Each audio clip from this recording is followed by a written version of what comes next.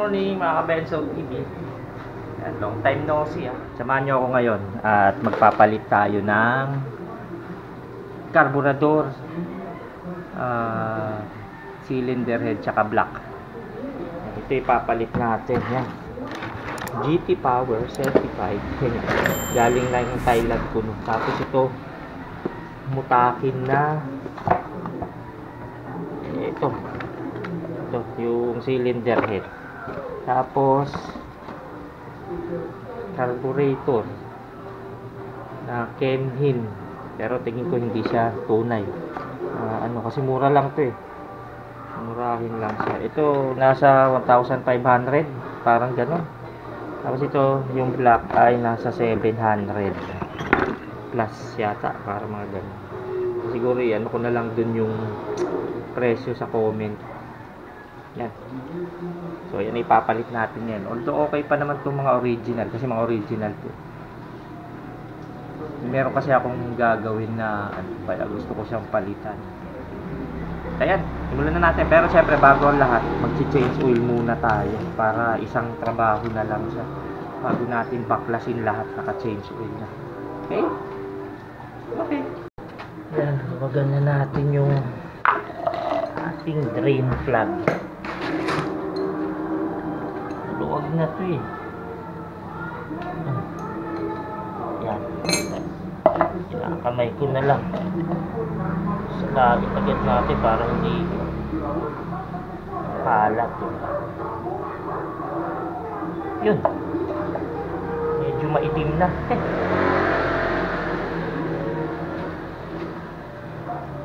Ayan, tayo natin ma-drain mamaya bago natin simulang palitan yung ating mga pyesang ipapalit natin. So yan, tayo na lang natin matapos yung pag-drain natin. Medyo medyo maitim na. Matagal ko kasing ginamit, kinargahan ko ng mabibigat ng mga nakaraan to. Kailangan na rin talagang i-change. Hindi ko na rin tinatapon yung langis kasi may ibibigay sa amin na Calandius oil. So parang double purpose, diba? Kumbaga yung langis na chine-change oil mo, pwede mong magamit sa pagluluto. So yun, kaya yung mga ibang na change oil ko inipon ko rin kasi nagagamit ko rin. Pwede siyang panglagay ng sa kadena, ganun, di ba? Kaysa yung So yung nagamit ko rin yan langis na yan sa gate, ganun, padulas sa gate. Teka, simutin muna natin, baka meron pa. Para hindi tayo magtulo mamaya. Uy! Ayun, sabi ko sa inyo. Ginagawa ko talaga, tinataob ko minsan niya. Tinataob, inaano ko sa tinatagilid ko. Para talagang ma-drain lahat. Kasi minsan mayroon pa Nagaya na, Yan nangyayari kapag ganyan. Pag tagilid mo, yun, nagkakalat pa sa sahig. Diba? Ngayon, wala na yan. Okay. Okay na to. Tapos meron akong takip. Yan para pwedeng takpan. Meron tayong stock na langis para pwede natin gamitin sa Calandius oil. Ayan ito yung nakolekta kong langis. Tama-tama may takip na siya. Tapos pwede na natin itabi. Kasi nung isang beses nag-change oil ako nun yung walang takip. Tapos bigla ako nasipa, natumba. Ayun. Napakahirap linisin. So ayan, kaya iniisip ko mas maganda to kapag nag-change oil, may takip na, tapos pwede na natin itabi para wala na tayong danger na masipa, kasi talagang mahirap linisin ng langis pag natapon, diba? Ayan, pwede na natin simulan ngayon yung pagkakabit nitong mga pyesang pinili natin. Sa bagay, matagal ko nang binili yan. Ngayon ko lang kakapit. Yan, umpisahan ko na ngayon mag-baklas lahat. Baklas yan. Unang-una, tambucho, gano'n. Update ko na lang kayo pagka-baklas na lahat, siyempre. Ilang beses ko na rin naman ginawa magbaklas niya. So ang pinaka highlights dito sa gagawin natin yung pagkakabit nitong mga parts na to, tsaka kung worth it ba to, di ba? So ayan, ito standard. Mamaya papakita ko sa inyo yung mga karton niya, kung ano yung mga nasa loob, yung classification niya. Classification ba tawag dyan? O ano ba yun? Specification. Basta sa mamaya papakita ko kung ano yung mga nandyan sa karton na yan, ano yung mga kasama nito, kung kompleto ba to, kasi malalaman natin kung may mga gasket ba. Hindi, mahirap ikabit bigla to tapos wala palang gasket, di ba? Hindi mo rin naman pala may kakabit. Sorry. Ayan, libre pa ko nung sticker. Unti-unti na natin tanggalin. Tanggal ko na yung carburetor. Ito. Sunod ko na yung ating cylinder head. Tapos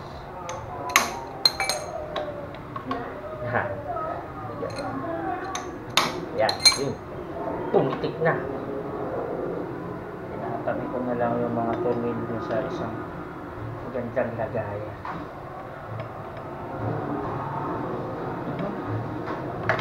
Okay. Ayos. Ang ginagawa ko sa kanya, nilagyan ko kasi ng ng liquid gasket ko nung nakaraan, yung parang adhesive. Kaya parang medyo matigit siya. Sinasabay ko itong tornilyo na ito sa pag-angat. Kasi pagka winersa ko ito, magagasgas itong portion na ito. Siyempre, baka magkaroon ng singaw. Ginagawa ko, sinasabay ko na lang siya. Kaya, kasi para meron siyang ayun. Mahaba siya. Huwag tumaan siya dito. Nakayurin niya. Siyempre, may kanya-kanya naman tayo. Ano nga pala? Yun nga, ulit-ulit yung sinasabi na hindi naman talaga ako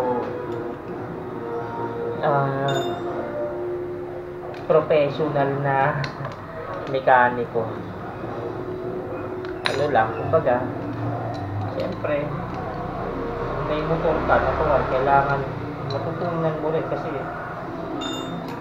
bawa, napunta ka sa ibang lugar, diba? Tapos nangyari sa iyo yung mga trouble na ganito. At least yung mga ginawa ko naman to based lang sa experience ko, ganun.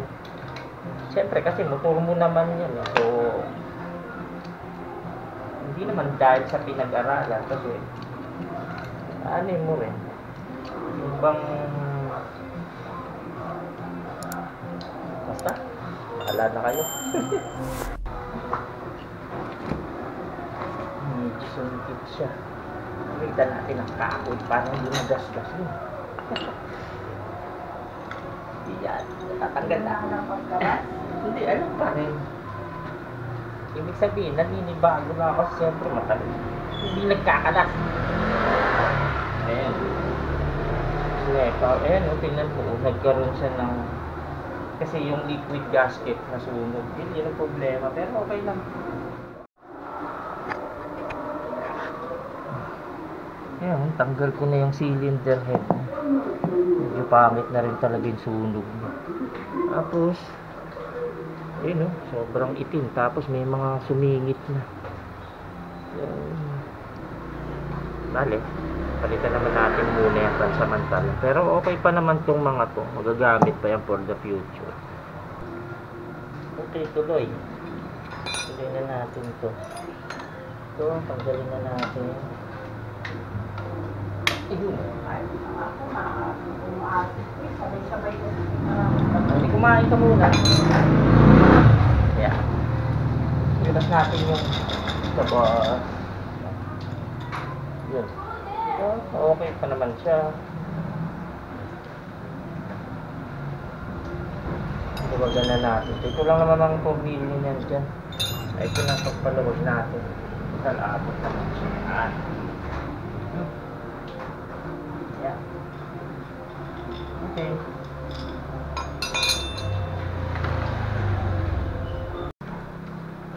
Yan. Dandahan lang. Para hindi rin siya magkaroon ng damage. Yan. Ginagawa ko, dinadahan-dahan ko lang siya. Yan. Okay lang. Tunugin na natin. Yun. Pwede pa naman to. Okay pa naman siya. Kaso lang, gusto ko lang i-try yung mga ganong klase nung ano. Ayan. Ayan, tinanggal ko na yung lock nung ano. Ilbasan natin yan.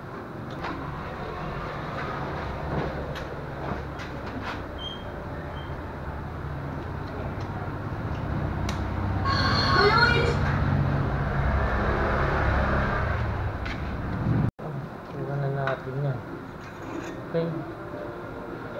Okay pa naman to, pero ibalik na natin yung lock kasi isang set naman yun, so para hindi natin maikalat yung ibang parts natin. Ay, ikabit na lang uli natin tong pin na to dito kasi hindi na naman natin gagamitin to. Gagamitin natin yung kasama nung binili natin yun. Tapos balik natin siya mamaya dito. Nakuha na natin lahat nung dapat natin palitan. Pero syempre hindi naman natin didispatchahin niya kasi yan yung mga original talaga na part nitong motor na to.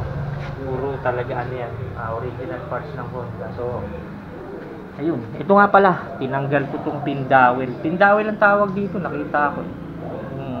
Importante to kasi parang ito yung nagdadala ng alignment din dun sa block tsaka sa cylinder head. So pinilit ko pa rin siyang tanggalin kasi kailangan talaga.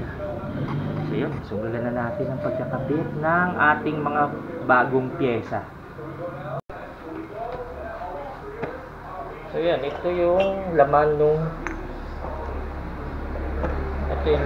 karton. Ngay, meron na pala nito. Napabili pa ako, oh my gosh. Meron din pala dito sa likod, so pwede pala natin palitan. Bumili pa ako nung nakaraan nung ganito so okay lang. Tapos palitan na rin natin yung meron na pala. So okay. Tapos may brush. Ano to? Brush ba to? Ewan. Meron natin. Tapos yan. Assembly nung ano niya. So kompleto naman. Yan ang tatak nga. GT Power. Made in Thailand daw. Ako bahala na. Nilinis ko na yung pinagtanggalan ko ng gasket. Ayun. Ginawa ko, iningatan ko siya syempre para hindi magasgas yung dito. Kasi minsan pag nagagasgas, nagagamitan siya ng matalas. Susugatan yung ito. Kaya minsan yun siguro yung nagiging cause ng tagas. Pero bago ko ikabit yung gasket, ito kasing butas na to. Kaya lalagyan ko muna siya ng langis. Kasi gusto ko makita may lumalabas na langis niya, mamaya susundutin ko siya ng maliit na bakal, pwede na yun siguro para malaman ko na kung may lalabas talaga siyang langis bago ko isara to. Yun yung butas na yun kasi yun yung langis na nagsusupply papunta din sa cylinder head, so kailangan siguradong may lumalabas doon. Yun, nakakabit ko na rin yung tornilyo niya sa drain plug, tama ba? Drain plug ang tawag. Kasi isang beses nangyari sa akin, sa sobrang makakalimutin ko, nakapag-change oil na ako, tapos nung nag-change oil ako, hindi ko pala naikakabit tong tornilyo na to. Binuhos ko na yung langis, ayun, ubos. Kaya ginagawa ko, inaagap ako na after kung change oil, buksan to, tapos na-drain ko na, kinakabit ko na kagad para hindi ko na makalimutan. Kasi ang hirap ng ganun. Pero mo, nagsasaling ka ng langis sa kabila, hindi mo lang tumutulo na pala dito kasi hindi mo na ilagay tornilyo. Dalawang beses na nangyari sa akin yan. Okay, ito lang naman ginagamit ko lagi, Petron. So, salinin natin. 1 liter to, pero syempre hindi natin uubusin. Kaya gusto ko siguraduhin talaga na may lalabas dun na langis papunta ng cylinder head. Kasi nangyari na sa akin dati. Nabarahan yan. Tapos ang layo-layo ng biyahe ko. Parang nandun yata ako nun sa may Atimonan. Buti ka mo nakauwi pa. Tumabay talaga tong motor na to. Dahil tuyong-tuyo na nung yung cylinder head niya. Pero nyo magmula pa Atimonan, inabot na ako ng gano'n. Naramdaman ko parang hirap na siya tumakbo nun. Yung pala tuyong-tuyo na talaga. Wala na lumalabas dun sa bomba nung lang.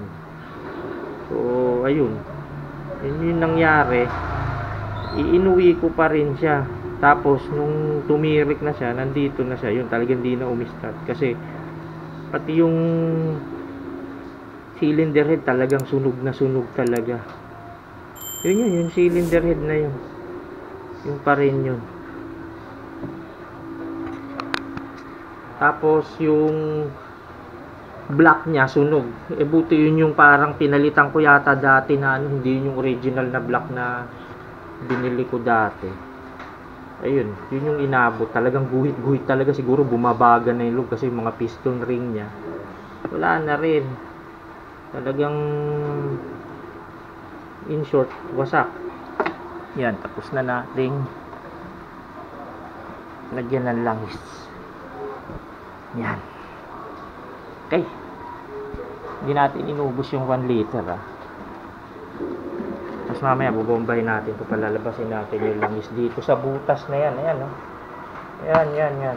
Yung pinukos ko na yan. Ito pala maganda pang sundot.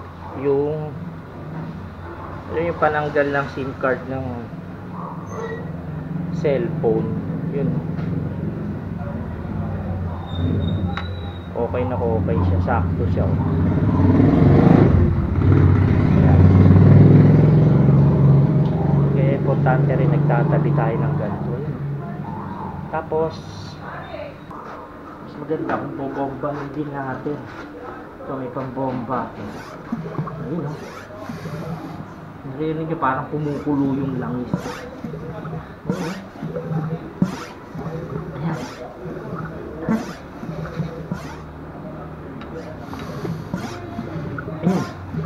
Ayun, no? Sigurado wala nang para yan. Hindi yung pambomba ko, oh. Binili ko 100 plus lang yan. Tignan natin kung may lalabas na.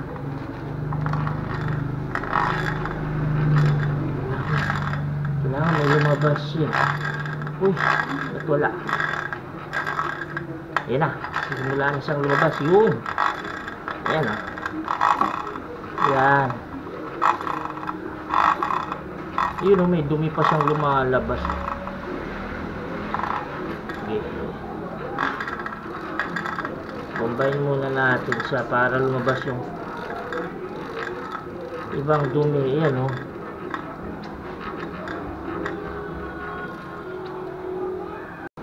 Ganda na yung lumalabas sa kanyang langis. So wala na yung parang, may nakita kasi ako parang buo-buo eh. So pwede na natin ikabit yung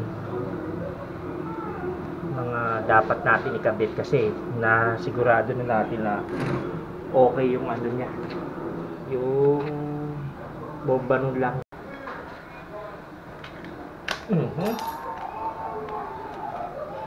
Baka kasi pag pinersa natin po nito, nasira yung gasket. So yan, sakto siya. Yan. Sumakto pa, hindi pwedeng hindi. Dandahan lang, dandahan. Yan. Sinusok natin to. Yan.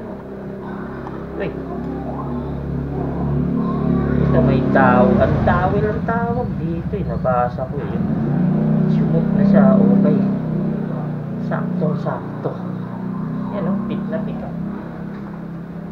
Yun. Nakabit ko na yung piston ring. Yan. Medyo hira pala konti. Ang ginagawa ko itong lock. Ayan o. Alam ko yan. Yan yung position niya. Patayo. So kinakabit ko na yung isang lock para mamaya itutulak ko na lang yung ano, tutulak ko na lang yung isa pang ano, matawag yun?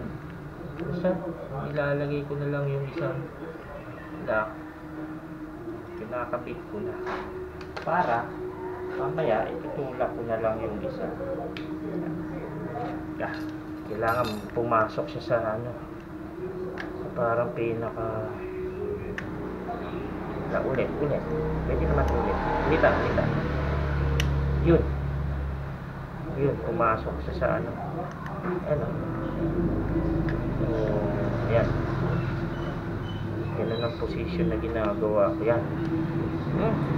Tapos ito nakakabit ko na siya dito sa come on sa kabila yan yun ganun yan mamaya tapos itutulak ko na lang siya doon yun tapos ako kakabit isang para hindi na siya sumobra pa po sa akin diba yun mamaya yun nakakabit na yung piston na ginagawa ko sa gatla yung isa doon isa dito so kabit na natin tong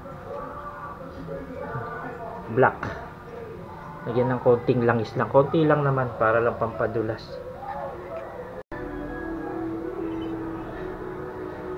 nilagyan ko lang ng konting langis para hindi tayo mahirapang magpasok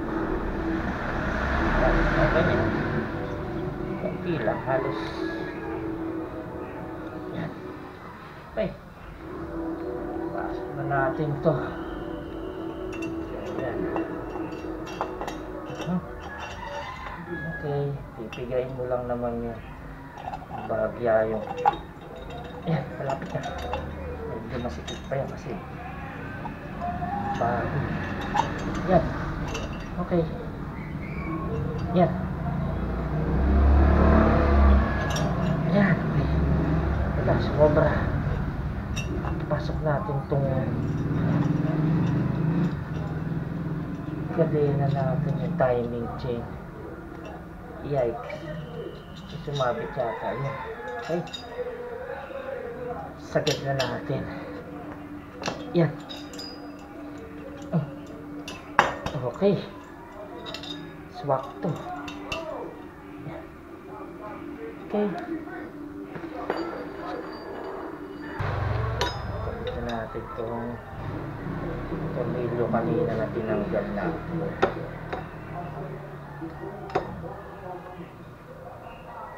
nakikita natin na hindi na masyadong kahigpitan tamang-tama lang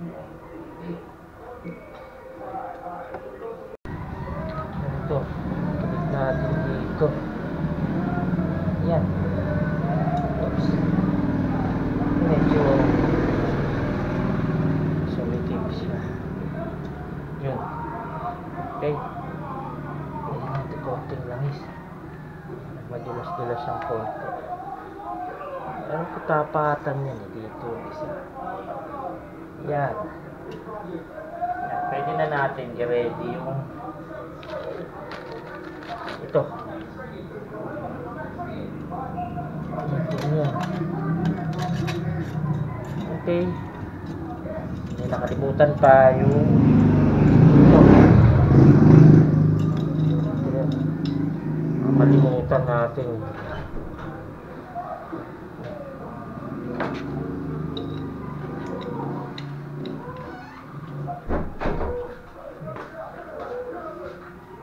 okay na-shoot na natin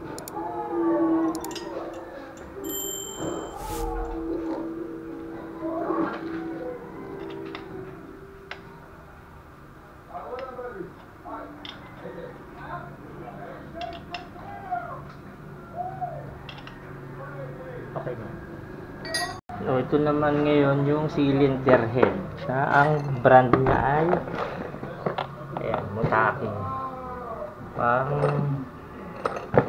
Honda Wave 100 yan yung ito ayan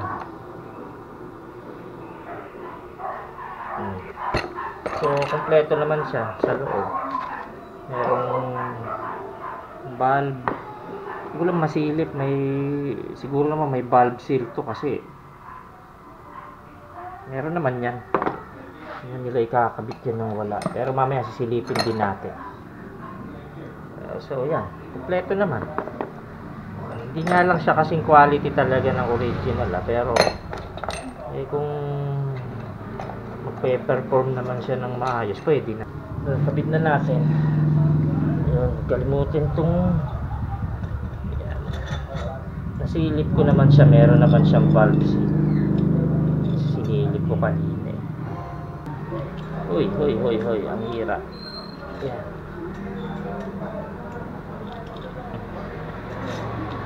Teka. Easy ka lang. Yan. Yun. Ayos. Yan, okay na.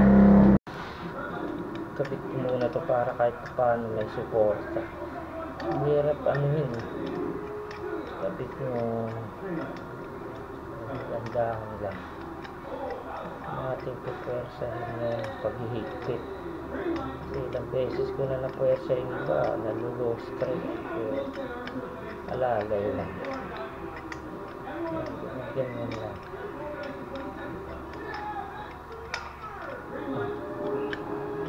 Kahit pa paano may nag-hold na sa kanya. So, dito na tayo, napunit yung natin.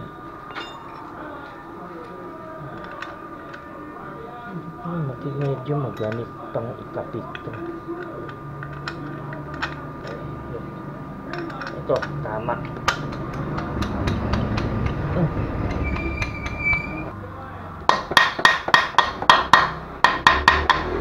Medyo mga masyado masikip.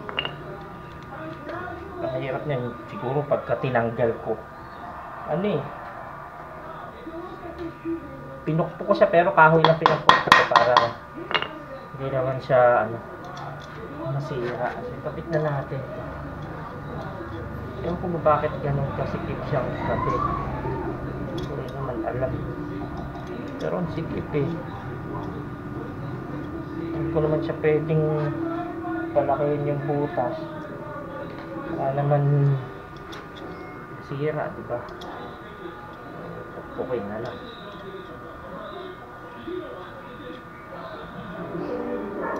Ayan.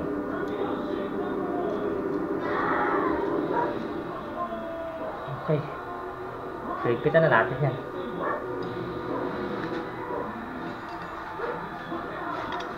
Dahan-dahan lang ang paghihigpit.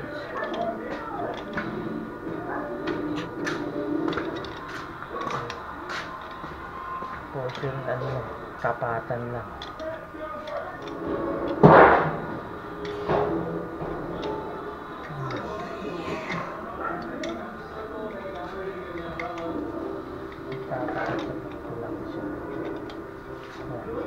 Tapat.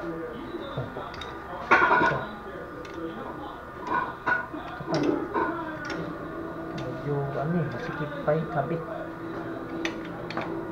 Sana umubra to. Ayan.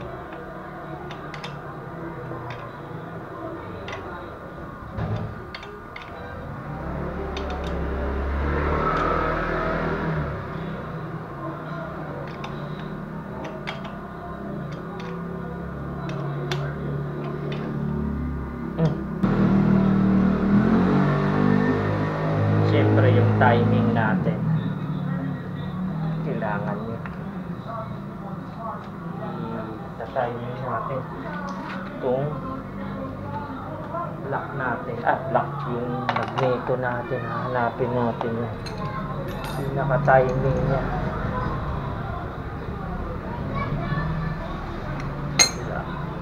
Baka kainin yun. Ano nga ba sinasabi ko? Tatapat lang natin naman dito yung hiwa dito tsaka yung hiwa dun sa letter T. So pwede na natin itong ikabit. Ikabit na natin. Ito pala wala siyang kasama. Kinuha ko pa sa luma. Yan. Ayan no. Kinuha ko pa sa luma yan. Ayun, pwede na natin i-timing yan. Tapos ito pa, ayan, dito lang naman natin tatapat. Kaso lang itong bago na to, walang ano. Yung parang wala ritong hiwang nakalagay. So, estimating na lang natin, di ba? Yun. Ayan, estimating na lang natin. Uy.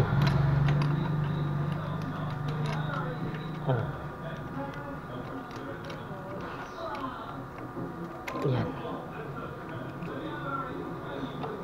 Teka lang. Kailangan mapunta yung dito sa gitna na to. Ayan mga ka-Benzo TV, naikabit ko na lahat yung black to, tapos naikabit ko na rin pati yung tambucho. So ang kulang na lang talaga dito ay itong carburetor na binili natin.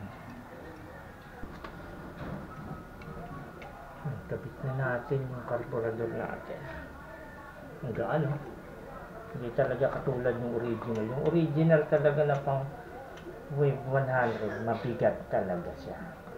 Malaki yung pagkakaiba dun sa bigat niya. Talsikan. Pitan na natin ang bahagya ito para hindi na siya mahugot. Bahagya lang para makapag-adjust pa tayo. So ikabit na natin ito. Yan ang tama.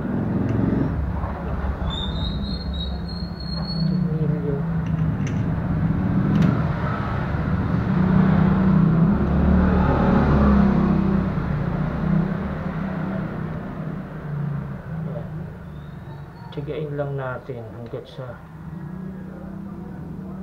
kumapit sa kabila.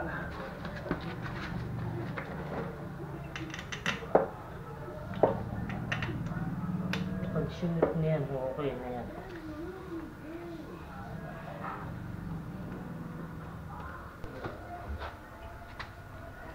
Ito na yung final na ikakabit natin.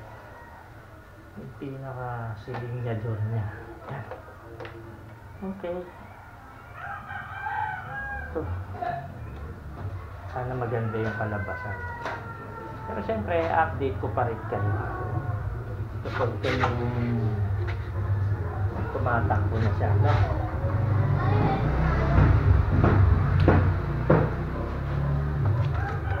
Ayan.